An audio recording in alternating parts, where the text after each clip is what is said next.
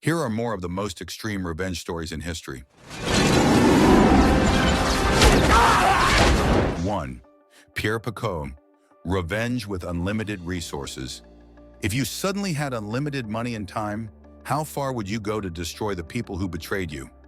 At the start of the 19th century in Napoleonic France, a 25-year-old shoemaker named Pierre Picot was living a modest but happy life.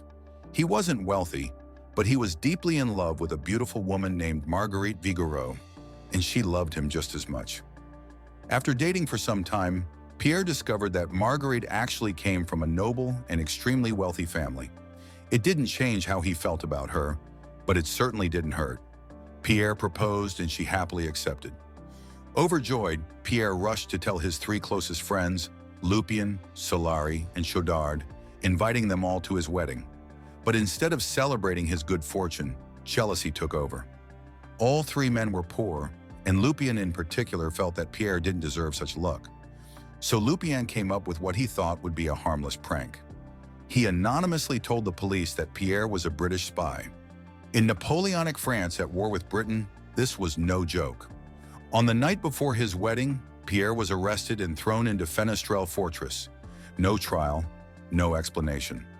The testimony of three friends was all it took. Pierre simply vanished.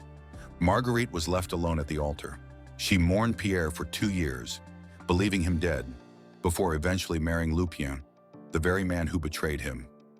Meanwhile, Pierre rotted in a dungeon, unaware of why he was in prison. After 2 years in total isolation, he managed to scrape a hole through his cell wall and discovered another prisoner, an elderly Italian priest named Father Torri. The two became close friends. Years later, Father Torri revealed he possessed a vast hidden fortune in Milan.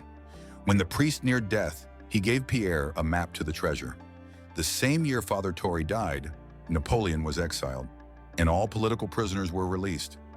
After 7 years, Pierre stepped into daylight a broken man. Physically destroyed and unrecognizable, he looked closer to 50 than 30.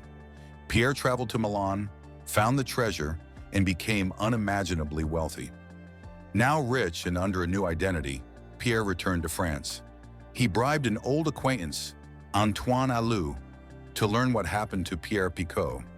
Alou told him everything: the false accusation, the betrayal, and Lupien's marriage to Marguerite. Pierre paid him and walked away furious. With infinite resources and nothing left to lose, Pierre began his revenge. Lupien had opened a cafe in Paris. Pierre, still unrecognizable, applied for a job as a waiter. He worked hard, earned Lupien's trust, and watched patiently as Solari and Chaudard frequently visited. Then the revenge began. Chaudard was found stabbed in an alley, a knife engraved with the number 1 embedded in his body. Days later, Solari collapsed after leaving the cafe, foaming at the mouth. He had been poisoned. At his viewing, a note marked 2 was pinned to his chest. Lupien was terrified but trusted his loyal waiter. For Lupien, death wasn't enough.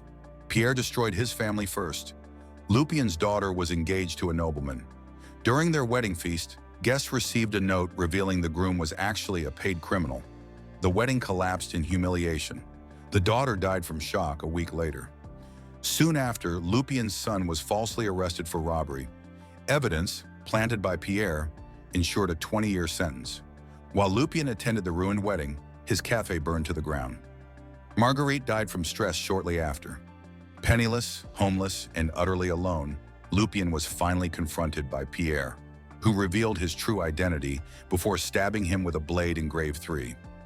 Pierre was caught by Alou, who tried to extort him. Pierre didn't resist. He was later found beaten and starving, confessed everything to the police, and died shortly after. 2. Vlad the Impaler, Revenge on the Boyars. You may know Vlad Dracula as the inspiration for the fictional vampire, but his real nickname, Vlad the Impaler, was earned through brutal revenge. In the 15th century, Wallachia was trapped between Hungary and the Ottoman Empire. Vlad II ruled cautiously until a group of nobles called the Boyars betrayed him. In 1447, they murdered Vlad II and brutally killed his eldest son. Vlad III, later known as Vlad Dracula, learned of this while held hostage by the Ottomans. Years later, Vlad reclaimed his throne. On Easter Sunday, he invited the boyars and their families to a grand feast. At the end of the meal, Vlad asked how many rulers they had lived under. When they laughed and answered, Vlad's smile faded. His men stormed the hall. The boyars were dragged outside and impaled alive on wooden stakes. Some died instantly. Others suffered for days. Their wives and children were forced to march without food or water to build Vlad's mountain fortress, Panari Castle, until they collapsed and died. Third, Basil II, the Bulgar Slayer. Emperor Basil II earned one of the most terrifying nicknames in history, the Bulgar Slayer. After decades of war with Bulgarian ruler Tsar Samuel, Basil finally defeated him in 1014, capturing 15,000 soldiers. His revenge was surgical. The prisoners were divided into groups of 100. In each group, 99 men were blinded. The final man was left with one eye, to guide the others home.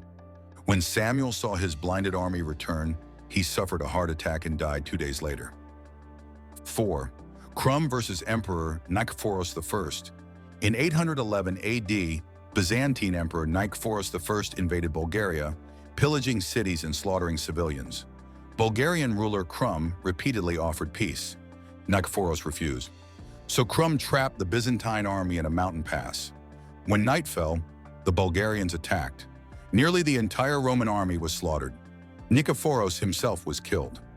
Krum ordered the emperor's skull cleaned, silver-plated, and turned into a drinking cup, used to toast victories and humiliate Roman diplomats. Thank you all for watching. If you enjoyed, please like the video and subscribe for more content. Until next time.